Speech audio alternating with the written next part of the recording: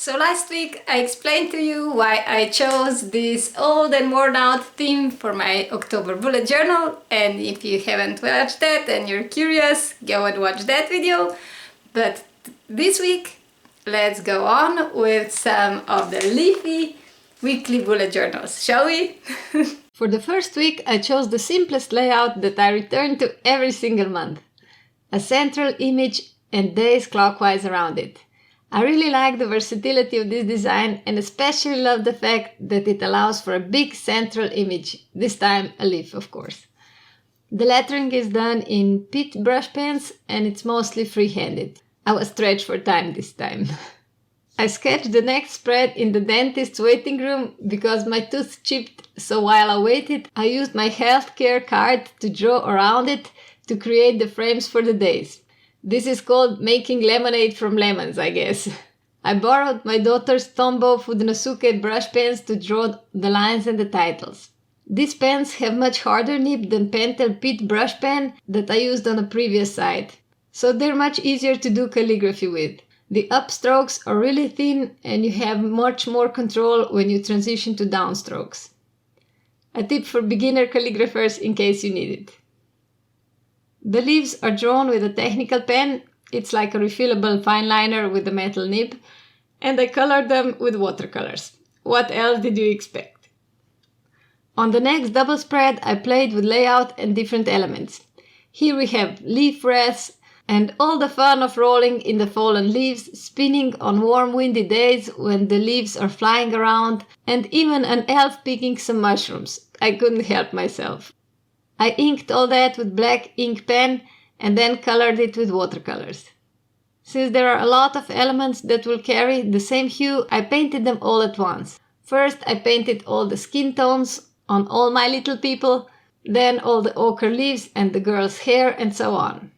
This kind of approach makes painting much faster. I played around with different shades and tones of browns and yellows and reds, just as it's appropriate for fall. I highly recommend playing around with colors when painting autumn leaves. You can't go wrong and you can learn a lot of color mixing while being totally playful. The last October bujo has giant leaves as dailies.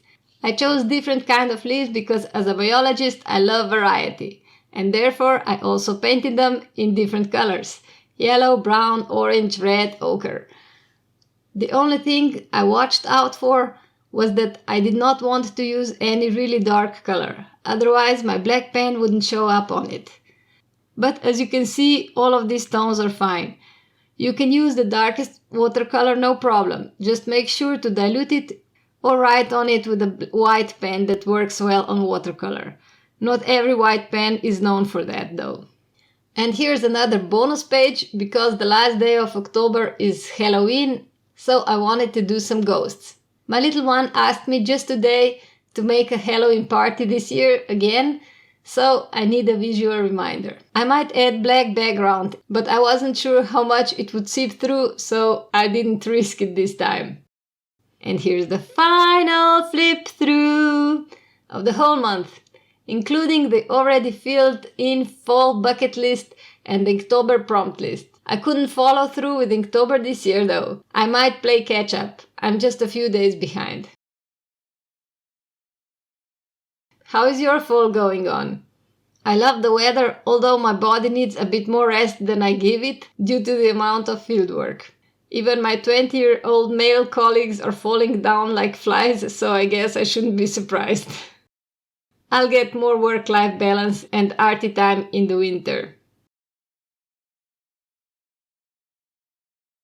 Till then, enjoy the fall with all its glorious colors.